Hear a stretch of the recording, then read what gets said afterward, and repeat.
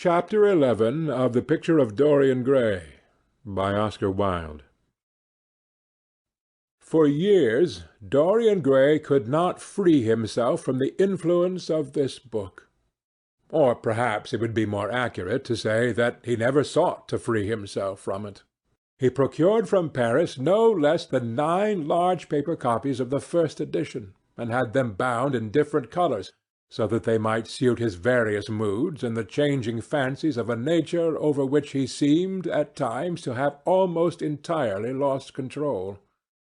The hero, the wonderful young Parisian in whom the romantic and the scientific temperaments were so strangely blended, became to him a kind of prefiguring type of himself, and indeed the whole book seemed to him to contain the story of his own life, written before he had lived it. In one point he was more fortunate than the novel's fantastic hero. He never knew, never indeed had any cause to know, that somewhat grotesque dread of mirrors and polished metal surfaces and still water which came upon the young Parisian so early in his life, and was occasioned by the sudden decay of a beau that had once apparently been so remarkable. It was with an almost cruel joy, and perhaps in nearly every joy, as certainly in every pleasure, cruelty has its place, that he used to read the latter part of the book, with its really tragic, if somewhat overemphasized, account of the sorrow and despair of one who had himself lost what in others and the world he had most dearly valued. For the wonderful beauty that had so fascinated Basil Hallward, and many others besides him, seemed never to leave him. Even those who had heard the most evil things against him, and from time to time strange rumours about his mode of life crept through London and became the chatter of the clubs, could not believe anything to his dishonour when they saw him. He had always the look of one who had kept himself unspotted from the world. Men who talked grossly became silent when Dorian Gray entered the room. There was something in the purity of his face that rebuked them. His mere presence seemed to recall to them the memory of the innocence that they had tarnished. They wondered how one so charming and graceful as he was could have escaped the stain of an age that was at once sordid and sensual. Often, on returning home from one of those mysterious and prolonged absences that gave rise to such strange conjecture among those who were his friends, or thought they were so, he himself would creep upstairs to the locked room, open the door with the key that never left him now, and stand with a mirror in front of the portrait that Basil Hallward had painted of him, looking now at the evil and aging face in the canvas, and now at the fair young face that laughed back at him from the polished glass. The very sharpness of the contrast used to quicken his sense of pleasure. He grew more and more enamoured of his own beauty, more and more interested in the corruption of his own soul. He would examine with minute care, and sometimes with a monstrous and terrible delight, the hideous lines that seared the wrinkling forehead and crawled around the heavy sensual mouth, wondering sometimes which were the more horrible, the signs of sin or the signs of age. He would place his white hands beside the coarse bloated hands of the picture and smile. He mocked the misshapen body and the failing limbs. There were moments indeed at night when, lying sleepless in his own delicately scented chamber, or in the sordid room of the little ill-famed tavern near the docks, which, under an assumed name and in disguise, it was his habit to frequent, he would think of the ruin he had brought upon his soul with a pity that was all the more poignant because it was purely selfish. But moments such as these were rare. That curiosity about life which Lord Henry had first stirred in him, as they sat together in the garden of their friend, seemed to increase with gratification. The more he knew, the more he desired to know. He had mad hungers that grew more ravenous as he fed them. Yet he was not really reckless, at any rate in his relations to society. Once or twice every month during the winter, and on each Wednesday evening while the season lasted, He would throw open to the world his beautiful house, and have the most celebrated musicians of the day to charm his guests with the wonders of their art. His little dinners, in the settling of which Lord Henry always assisted him, were noted as much for the careful selection and placing of those invited as for the exquisite taste shown in the decoration of the table, with its subtle symphonic arrangements of exotic flowers and embroidered cloths and antique plate of gold and silver. Indeed, there were many, especially among the young men, who saw, and fancied what they saw, in Dorian Gray, the true realization of a type of which they had often dreamed in Eton or Oxford days, a type that was to combine something of the real culture of the scholar with all the grace and distinction and perfect manner of a citizen of the world. To them he seemed to be of the company of those whom Dante describes as having sought to make themselves perfect by the worship of beauty. Like Gautier, he was one for whom the visible world existed. And certainly to him life itself was the first, the greatest of the arts, and for it all the other arts seemed to be but a preparation. Fashion, by which what is really fantastic becomes for a moment universal, and dandyism, which in its own way is an attempt to assert the absolute modernity of beauty, had, of course, their fascination for him. His mode of dressing, and the particular styles that from time to time he affected, had their marked influence on the young exquisites of the Mayfair balls and the Pall Mall Club windows, who copied him in everything that he did, and tried to reproduce the accidental charm of his graceful, though to him only half-serious, fopperies. For while he was but too ready to accept the position that was almost immediately offered to him on his coming of age, and found indeed a subtle pleasure in the thought that he might really become to the London of his own day what to imperial Neronian Rome the author of the Satyricon once had been, yet in his inmost heart he desired to be something more than a mere arbiter elegantiarum, to be consulted on the wearing of a jewel, or the knotting of a necktie, or the conduct of a cane. He sought to elaborate some new scheme of life that would have its reasoned philosophy and its ordered principles, and find in the spiritualizing of the senses its highest realization. The worship of the senses has often, and with much justice, been decried, men feeling a natural instinct of terror about passions and sensations that seem stronger than themselves, and that they are conscious of sharing with the less organized forms of existence. But it appeared to Dorian Gray that the true nature of the senses had never been understood, and that they had remained savage and animal merely because the world had sought to starve them into submission, or to kill them by pain, instead of aiming at making them elements of a new spirituality, of which a fine instinct for beauty was to be the dominant characteristic.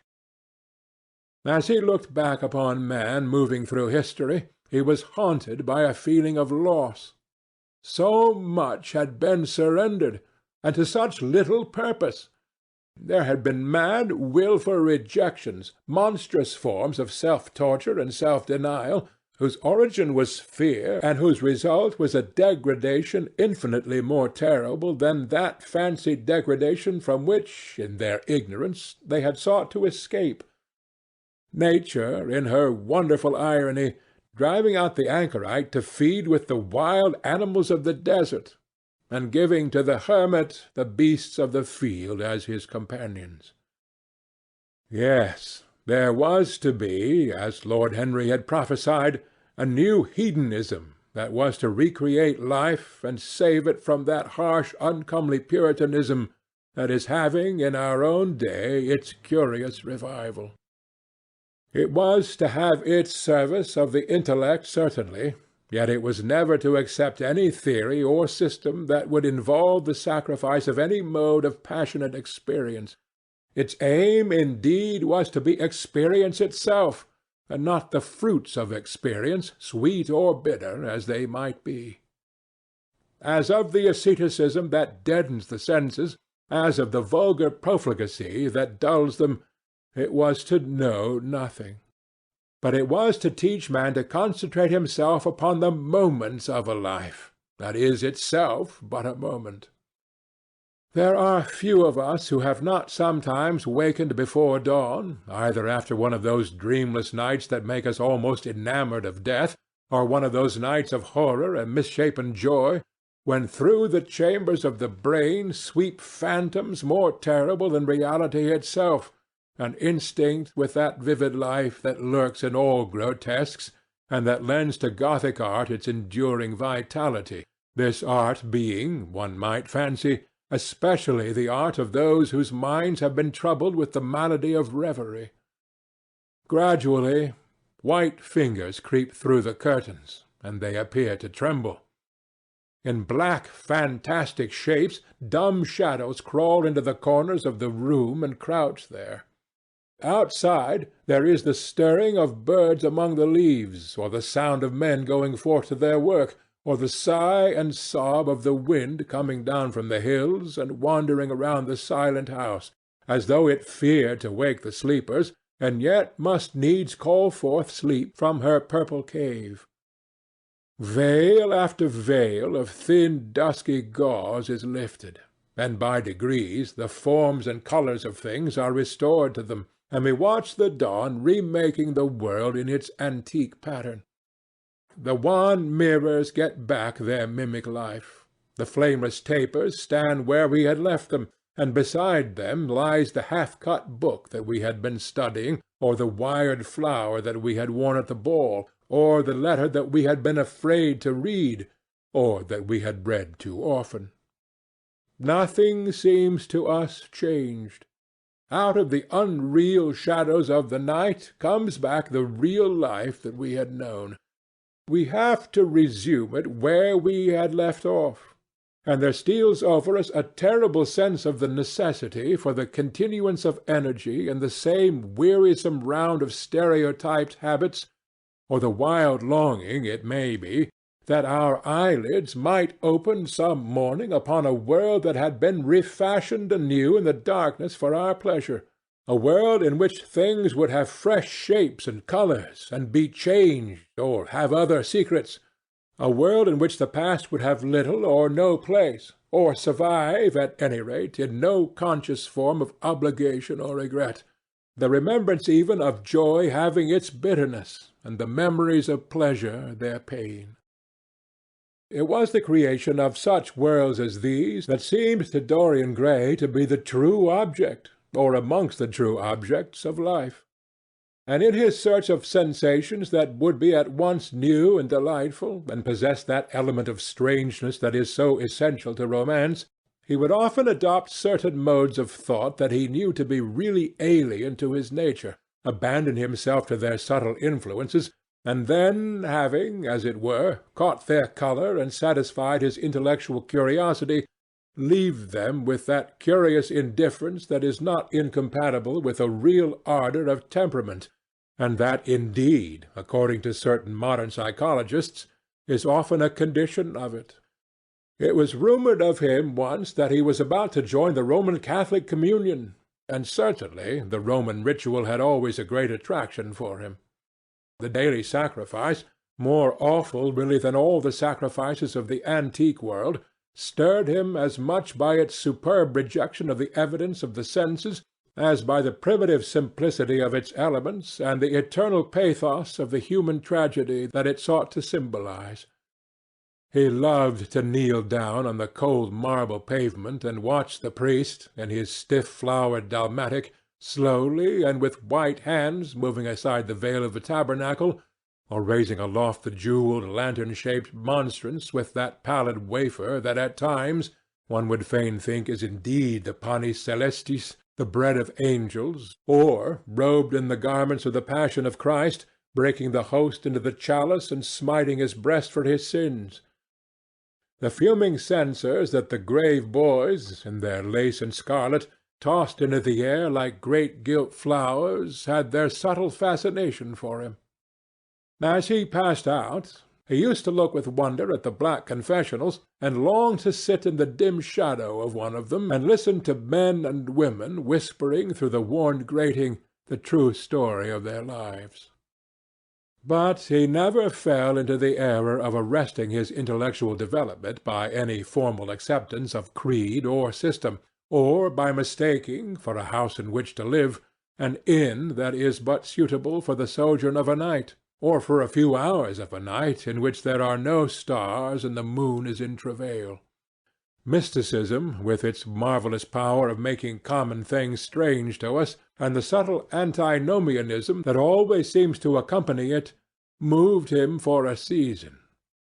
And for a season he inclined to the materialistic doctrines of the Darwinismus movement in Germany, and found a curious pleasure in tracing the thoughts and passions of men to some pearly cell in the brain, or some white nerve in the body, delighting in the conception of the absolute dependence of the spirit on certain physical conditions, morbid or healthy, normal or diseased.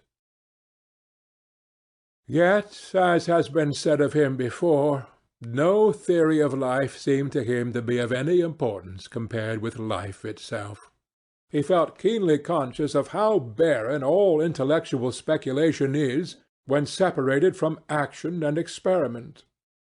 He knew that the senses, no less than the soul, have their spiritual mysteries to reveal. And so he would now study perfumes and the secrets of their manufacture, distilling heavily scented oils and burning odorous gums from the East.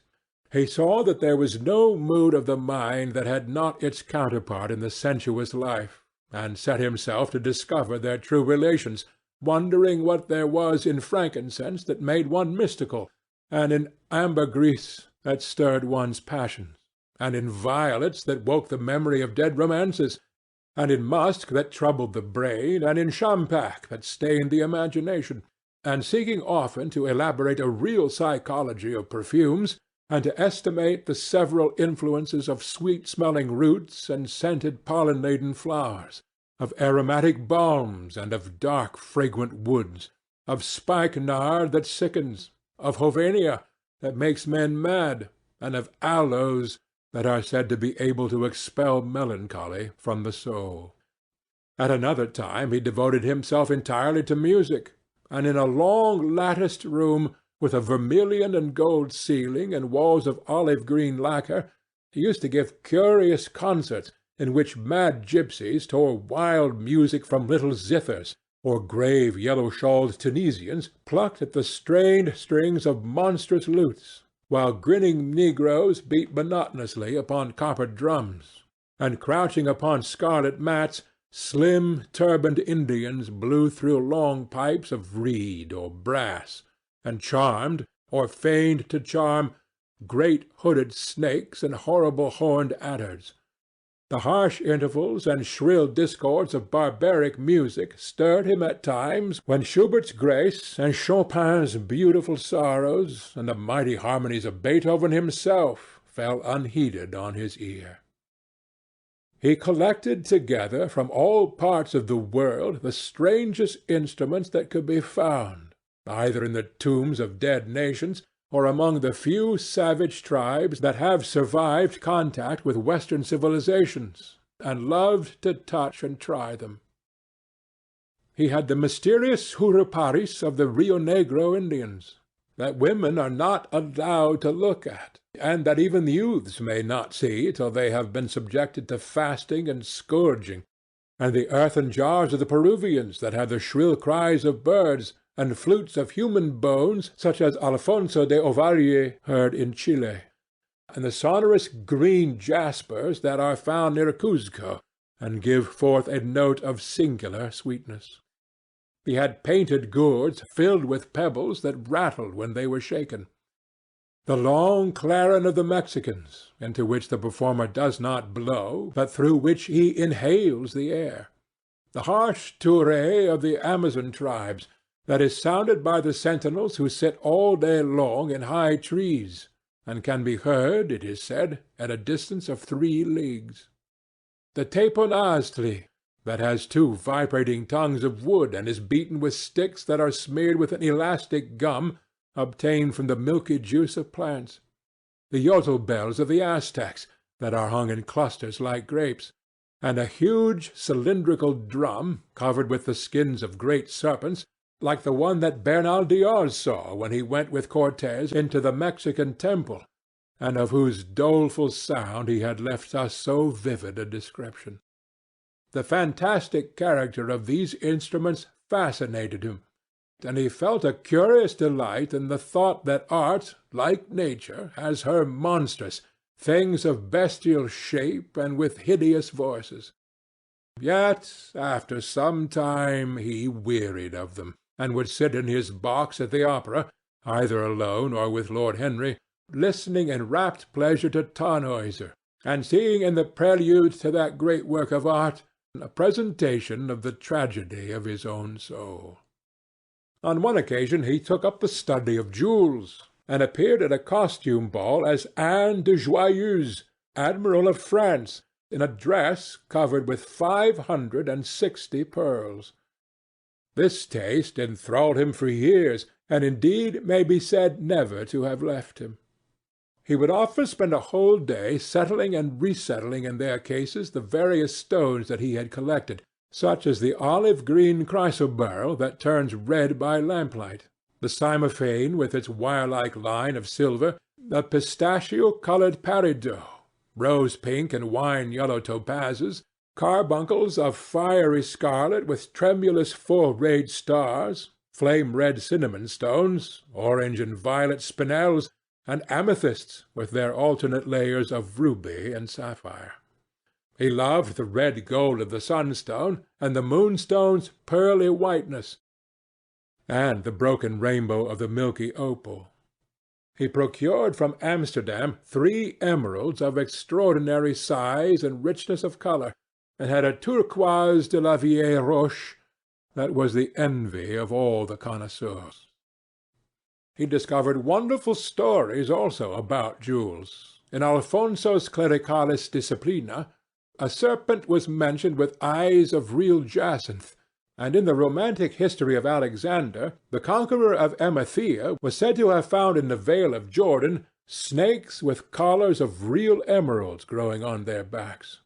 There was a gem in the brain of the dragon, Philostratus told us, and by the exhibition of golden letters in a scarlet robe, the monster could be thrown into a magical sleep and slain. According to the great alchemist, Pierre de Boniface, the diamond rendered a man invisible, and the agate of India made him eloquent. The cornelian appeased anger, and the hyacinth provoked sleep, and the amethyst drove away the fumes of wine. The garnet cast out demons, and the hydropicus deprived the moon of her colour. The selenite waxed and waned with the moon, and the meloceus that discovers thieves could be affected only by the blood of kids. Leonardus Camillus had seen a white stone taken from the brain of a newly killed toad that was a certain antidote against poison. The bezoar that was found in the heart of the Arabian deer was a charm that could cure the plague. In the nests of Arabian birds was the aspilates, that, according to Democritus, kept the wearer from any danger by fire. The king of Ceylon rode through his city with a large ruby in his hand, as the ceremony of his coronation. The gates of the palace of John the priest were made of sardius, with the horn of the horned snake inwrought, so that no man might bring poison within. Over the gable were 2 golden apples, in which were 2 carbuncles, so that the gold might shine by day and the carbuncles by night. In Lodge's strange romance, A Marguerite of America, it was stated that in the chamber of the queen one could behold all the chaste ladies of the world enchased out of silver, looking through fair mirrors of chrysolites, carbuncles, sapphires, and green emeralds. Marco Polo had seen the inhabitants of a Zimpangu place rose-colored pearls in the mouths of the dead. A sea-monster had been enamoured of the pearl that the diver brought to King Parausis, and had slain the thief, and mourned for 7 moons over its loss. When the Huns lured the king into the great pit, he flung it away. Procopius tells the story, nor was it ever found again, though the Emperor Anastasius offered 500 weight of gold pieces for it. The king of Malabar had shown to a certain Venetian a rosary of 304 pearls, one for every god that he worshipped. When the Duke de Valentinois, son of Alexander VI, visited Louis XII in France, his horse was loaded with gold leaves, according to Brantôme, and his cap had double rows of rubies that threw out a great light. Charles of England had ridden in stirrups hung with 421 diamonds. Richard II had a coat, valued at 30,000 marks, which was covered with balas rubies. Hall described Henry VIII on his way to the Tower previous to his coronation as wearing a jacket of raised gold, the placard embroidered with diamonds and other rich stones, and a great baldric about his neck of large balasses. The favourites of James I wore earrings of emeralds set in gold filigrane. Edward II gave to Piers Gaveston a suit of red gold armour studded with jacinths, a collar of gold roses set with turquoise stones, and a skull-cap parseam with pearls. Henry II wore jewelled gloves reaching to the elbow, and had a hawk glove sewn with 12 rubies and 52 great orients. The ducal hat of Charles the Rash, the last Duke of Burgundy of his race, was hung with pear-shaped pearls and studded with sapphires. How exquisite life had once been! How gorgeous in its pomp and decoration! Even to read the luxury of the dead was wonderful. Then he turned his attention to embroideries and to the tapestries that performed the office of frescoes in the chill rooms of the northern nations of Europe. As he investigated the subject, and he had always had an extraordinary faculty of becoming absolutely absorbed for the moment in whatever he took up, he was almost saddened by the reflection of the ruin that time brought on beautiful and wonderful things.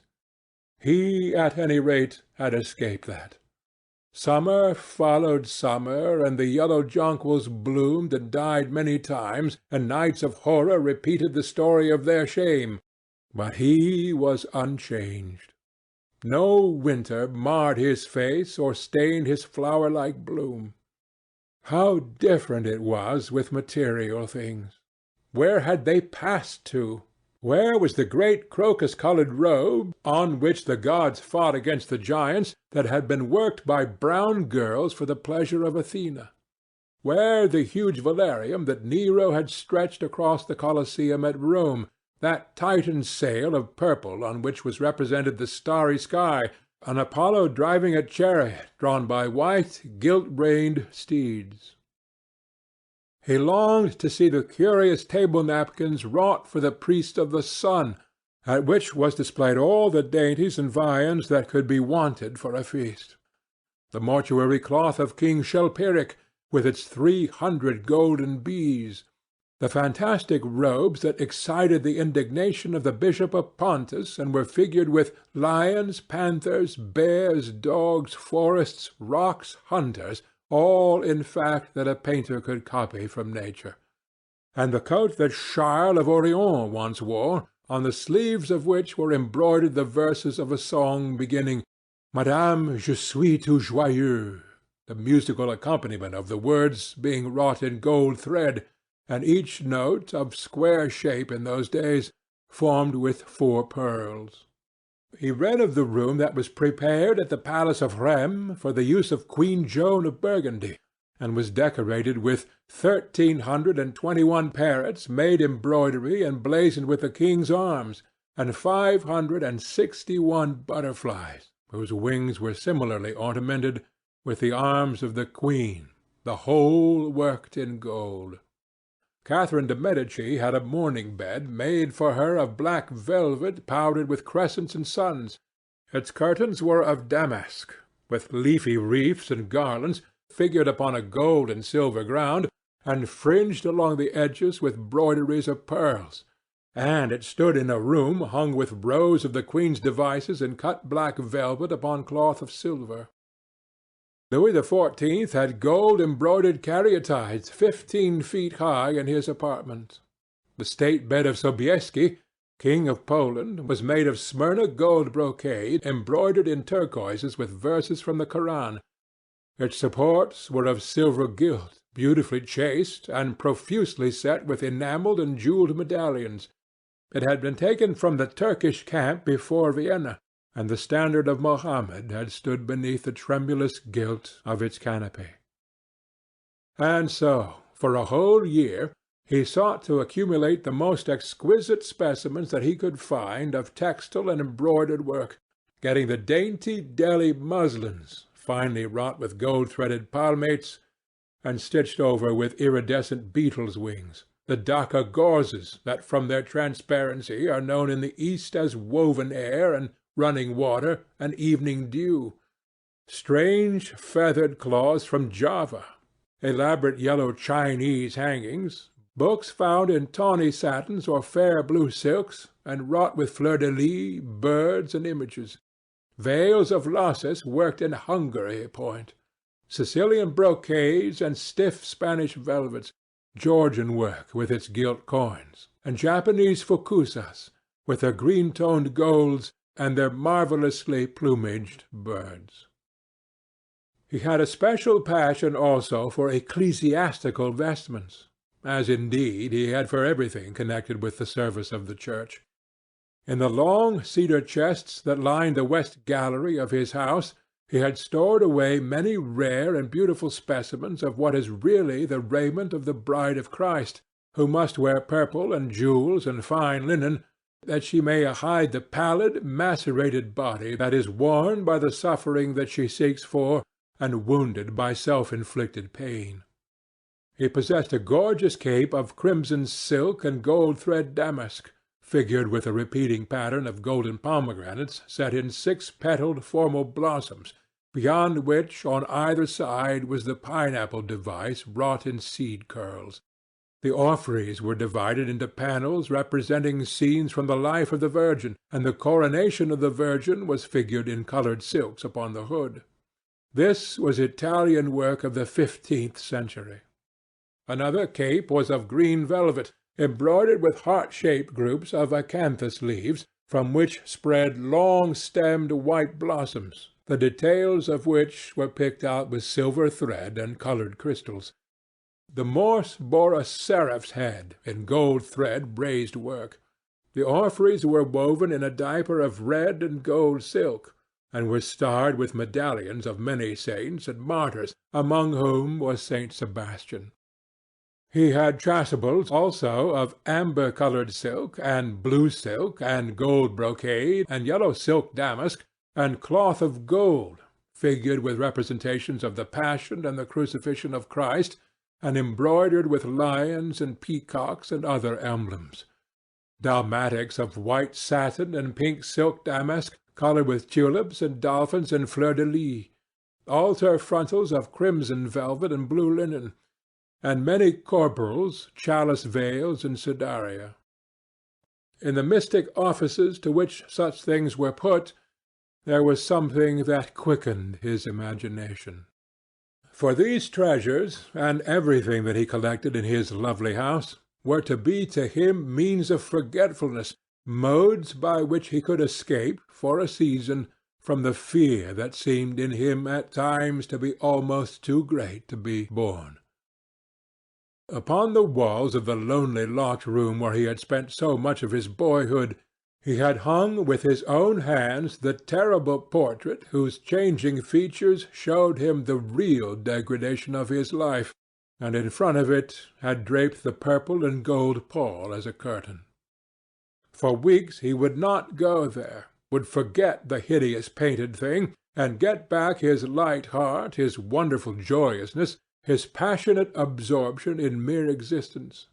Then, suddenly, some night he would creep out of the house, go down to dreadful places near Bluegate Fields, and stay there day after day until he was driven away. On his return he would sit in front of the picture, sometimes loathing it and himself, but filled at other times with that pride of individualism that is half the fascination of sin, and smiling with secret pleasure at the misshapen shadow that had to bear the burden that should have been his own. After a few years he could not endure to be long out of England, and gave up the villa that he had shared at Trouville with Lord Henry, as well as the little white Walden house at Algiers, where they had more than once spent the winter. He hated to be separated from the picture that was such a part of his life, and was also afraid that during his absence some one might gain access to the room, in spite of the elaborate bars that he had caused to be placed upon the door. He was quite conscious that this would tell them nothing. It was true that the portrait still preserved, under all the foulness and ugliness of the face, its marked likeness to himself, but what could they learn from that? He would laugh at any one who tried to taunt him. He had not painted it.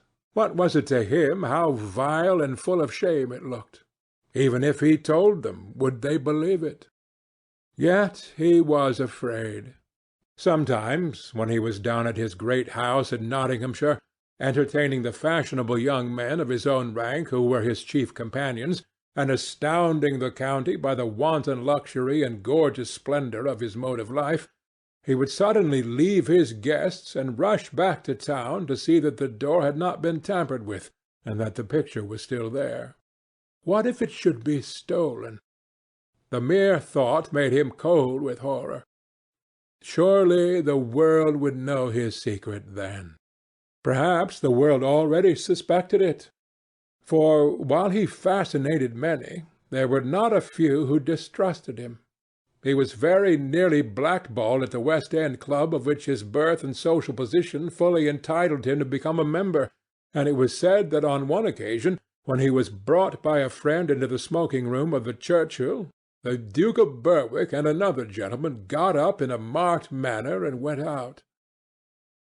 Curious stories became current about him after he had passed his 25th year. It was rumoured that he had been seen brawling with foreign sailors in a low den at the distant parts of Whitechapel, and that he consorted with thieves and coiners, and knew the mysteries of their trade. His extraordinary absences became notorious, and when he used to reappear again in society, men would whisper to each other in corners, or pass him with a sneer, or look at him with cold searching eyes, as though they were determined to discover his secret. Of such insolences and attempted slights he, of course, took no notice, and in the opinion of most people his frank debonair manner, his charming boyish smile, and the infinite grace of that wonderful youth that seemed never to leave him, were in themselves a sufficient answer to the calumnies, for so they termed them, that were circulated about him. It was remarked, however, that some of those who had been most intimate with him appeared after a time to shun him. Women who had wildly adored him, and for his sake had braved all social censure and set convention at defiance, were seen to grow pallid with shame or horror if Dorian Gray entered the room. Yet these whispered scandals only increased in the eyes of many his strange and dangerous charm. His great wealth was a certain element of security. Society, civilized society at least, is never very ready to believe anything to the detriment of those who are both rich and fascinating. It feels instinctively that manners are of more importance than morals, and, in its opinion, the highest respectability is of much less value than the possession of a good chef. And, after all, it is a very poor consolation to be told that the man who has given one a bad dinner or a poor wine is irreproachable in his private life. Even the cardinal virtues cannot atone for half-cold entrees, as Lord Henry remarked once in a discussion on the subject, and there is possibly a good deal to be said for his view. For the canons of great society are, or should be, the same as the canons of art. Form is absolutely essential to it. It should have the dignity of a ceremony, as well as its unreality, and should combine the insincere character of a romantic play with the wit and beauty that make such plays delightful to us.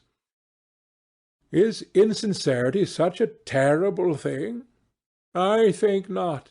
It is merely a method by which we can multiply our personalities. Such, at any rate, was Dorian Gray's opinion. He used to wonder at the shallow psychology of those who conceive the ego in man as a thing simple, primitive, reliable, and of one essence. To him, man was a being with myriad lives and myriad sensations, a complex, multiform creature that bore within itself strange legacies of thought and passion, and whose very flesh was tainted with the monstrous maladies of the dead. He loved to stroll through the gaunt, cold picture gallery of his country house and look at the various portraits of those whose blood flowed in his veins. Here was Philip Herbert, described by Francis Osborne in his Memories on the Reigns of Queen Elizabeth and King James, as one who was caressed by the court for his handsome face, which kept him not long company. Was it young Herbert's life that he sometimes led? Had some strange poisonous germ crept from body to body till it had reached his own? Was it some dim sense of that ruined grace that made him so suddenly, and almost without cause, give utterance, in Basil Hallward's studio, to the mad prayer that had so changed his life? Here, in gold-embroidered red doublet, jewelled surcoat, and gilt-edged ruff and wristbands, stood Sir Anthony Sherard, with his silver and black armour piled at his feet. What had this man's legacy been? Had the lover of Giovanna of Naples bequeathed him some inheritance of sin and shame? Were his own actions merely the dreams that the dead man had not dared to realize? Here, from the fading canvas, smiled Lady Elizabeth Devereux, in her gauze hood, pearl stomacher, and pink slashed sleeves. A flower was in her right hand, and her left clasped an enamelled collar of white and damask roses. On a table by her side lay a mandolin and an apple. There were large green rosettes upon her little pointed shoes. He knew her life, and the strange stories that were told about her lovers. Had he something of her temperament in him? These oval, heavy-lidded eyes seemed to look curiously at him. What of George Willoughby, with his powdered hair and fantastic patches? How evil he looked! The face was saturnine and swarthy, and the sensual lips seemed to be twisted with disdain. Delicate lace ruffles fell over the lean yellow hands that were so overladen with rings. He had been a macaroni of the 18th century, and the friend in his youth of Lord Ferrers. What of the second Lord Beckenham, the companion of the Prince Regent in his wildest days, and one of the witnesses of the secret marriage of Mrs. Fitzherbert? How proud and handsome he was, with his chestnut curls and insolent pose! What passions had he bequeathed? The world had looked upon him as infamous.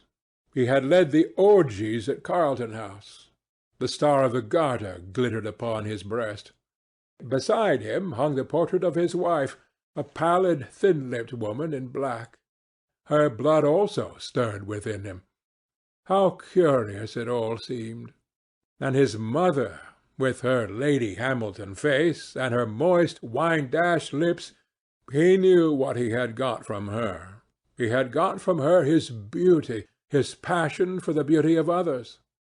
She laughed at him in her loose bacchante dress. There were vine-leaves in her hair. The purple spilled from the cup she was holding. The carnations of the painting had withered, but the eyes were still wonderful in their depth and brilliancy of colour. They seemed to follow him wherever he went. Yet one had ancestors in literature as well as one's own race. Nearer, perhaps, in type and temperament, many of them, and certainly with an influence of which one was more absolutely conscious. There were times when it appeared to Dorian Gray that the whole of history was merely the record of his own life. not as he had lived it in act and circumstance, but as his imagination had created it for him, as it had been in his brain and in his passions. He felt that he had known them all, those strange, terrible figures that had passed across the stage of the world and made sin so marvellous and evil so full of subtlety. It seemed to him that in some mysterious way their lives had been his own. The hero of the wonderful novel that had so influenced his life had himself known this curious fancy. In the 7th chapter he tells how, crowned with laurel lest lightning might strike him, he had sat as Tiberius in a garden at Capri, reading the shameful books of Elephantis, while dwarfs and peacocks strutted round him and the flute-player mocked the swinger of the censer, and as Caligula had caroused with the green-shirted jockeys in their stables and supped in an ivory manger with a jewel-frontleted horse, and as Domitian had wandered through a corridor lined with marble mirrors, looking around for the reflection of the dagger that was to end his days, and sick with that ennui had terrible tedium vitae that comes on those to whom life denies nothing, and had peered through a clear emerald at the red shambles of the circus, and then, in a litter of pearl and purple drawn by silver-shod mules, had been carried through the streets of pomegranates to a house of gold, and heard men cry on Nero Caesar as he passed by, and as Elagabalus had painted his face with colours, and plied the distaff among the women, and brought the moon from Carthage, and given her in mystic marriage to the sun. Over and over again Dorian used to read this fantastic chapter and the 2 chapters immediately following, in which, as in some curious tapestries or cunningly wrought enamels, were pictured the awful and beautiful forms of those whom vice and blood and weariness had made monstrous or mad. Filippo, Duke of Milan, who slew his wife and painted her lips with a scarlet poison, that her lover might suck death from the dead thing he fondled. Pietro Barbi, the Venetian, known as Paul II, who sought in his vanity to assume the title of Formosus, and whose tiara, valued at 200,000 florins, was bought at the price of a terrible sin. Gian Maria Visconti, who used hounds to chase living men, and whose murdered body was covered with roses by a harlot who had loved him. The Borgia on his white horse, with fratricide riding beside him, and his mantle stained with the blood of Perotto. Pietro Riario, the young cardinal archbishop of Florence, child and minion of Sixtus IV., whose beauty was equalled only by his debauchery, and who received Leonora of Aragon in a pavilion of white and crimson silk, filled with nymphs and centaurs, and gilded a boy that he might serve at the feast of Ganymede or Hylas. Ezelin, whose melancholy could be cured only by the spectacle of death, and who had a passion for red blood as other men have for red wine. The son of the fiend, as was reported, and one who had cheated his father at dice when gambling with him for his own soul. Giambattista Cibo, who in mockery took the name of Innocent, and into whose torpid veins the blood of 3 lads was infused by a Jewish doctor. Sigismondo Malatesta, the lover of Isotta and the lord of Rimini, whose effigy was burned at Rome as the enemy of God and man, who strangled Polissena with a napkin and gave poison to Ginevra d'Este in a cup of emerald, and in honor of a shameful passion built a pagan church for Christian worship. Charles VI, who had so wildly adored his brother's wife that a leper had warned him of the insanity that was coming on him, and who, when his brain had sickened and grown strange, could only be soothed by Saracen cards painted with the images of love and death and madness, and in his trimmed jerkin and jewelled cap, and acanthus-like curls, Griffinotto Baglioni, who slew Astore with his bride, and Simonetto with his page, and whose comeliness was such that, as he lay dying in the yellow piazza of Perugia, those who had hated him could not choose but weep, and Atalanta, who had cursed him, blessed him. There was a horrible fascination in them all. He saw them at night, and they troubled his imagination in the day. The Renaissance knew of strange manners of poisoning by a helmet and a lighted torch, by an embroidered glove and a jewelled fan, by a gilded pomander and by an amber chain. Dorian Gray had been poisoned by a book. There were moments when he looked on evil simply as a mode through which he could realize his conception of the beautiful. End of chapter 11.